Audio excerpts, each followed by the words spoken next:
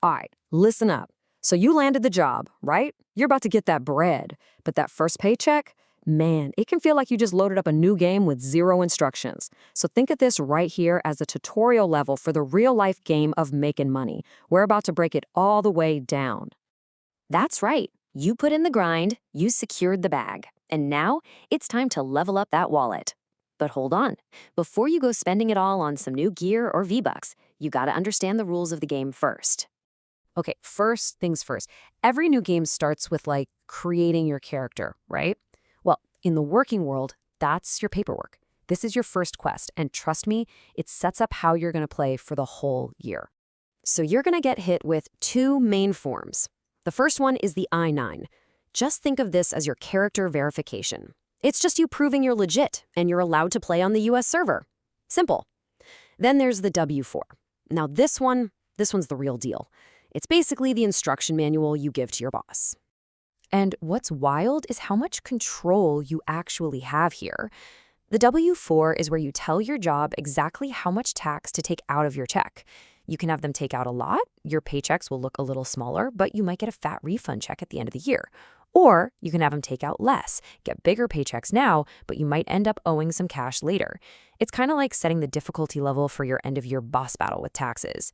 All right, let's talk about the money itself. Your pay is your in-game currency. But here's the thing you gotta know. There's a huge difference between the cash you earn on a mission and the cash you can actually spend in the item shop. So first, you got your gross earnings. This is that big, flashy number. It's the full reward you see pop up on screen after you complete a quest, you know? It's your hourly pay times all the hours you grinded out.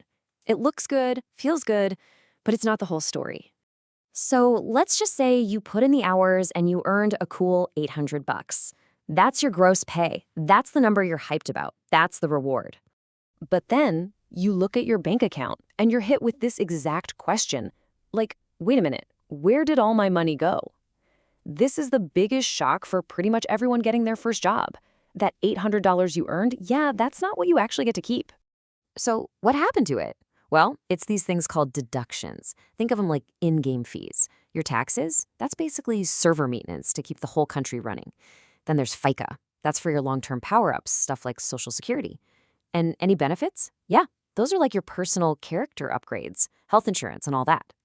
And this right here shows you exactly what happens. You start with that big bar, the gross pay, that $800, then, bam, the deductions get taken out, and your bar shrinks down. What's left over is your net pay. That's the amount that actually hits your bank account. And that is the number that really matters for your day-to-day life. Your net pay, your disposable income, that's the currency you actually have to spend on whatever you want. New kicks, games, movie tickets, you name it. That's your real spending power. Look, here's the bottom line. Getting this is the difference between wondering where your money went and knowing where your money went. Nobody loves paying for maintenance, but if you want the game to run smooth with no lag, everybody's got to chip in. That's what taxes are. They pay for the roads, schools, all the public stuff that keeps our world going. Okay, now not everybody plays the game the same exact way. When it comes to jobs, you have to know your player type. Are you part of a crew or are you out there running a solo mission? Because it changes everything. So if you're a W-2 employee, you're a team player. Your crew, that's your boss, they handle taking out the taxes for you automatically. But if you're a 1099 gig worker, driving for DoorDash, delivering for Uber Eats, starting your own side hustle, you're a solo pro. You're your own boss, and that means you and only you handle your own taxes. And this is the most important side quest for all you solo pros out there. Since no one is taking taxes out of your pay, you get the whole bag up front. But, and this is a big but, it's not all yours. The catch is you have to be disciplined. You gotta save a piece of that money so you can pay the taxes yourself. If you forget this step, man, you're gonna be in for a rough time later. It doesn't matter which way you play. The game has a final boss at the end of every single year. And it's called filing your taxes. This is where you settle up with the government and you find out if your strategy for the year actually worked. And the mission itself is pretty straightforward, really. Step 1, you get your year-end summary form, your W-2 or 1099. Step 2, you use that info to fill out your tax return. That's usually a Form 1040.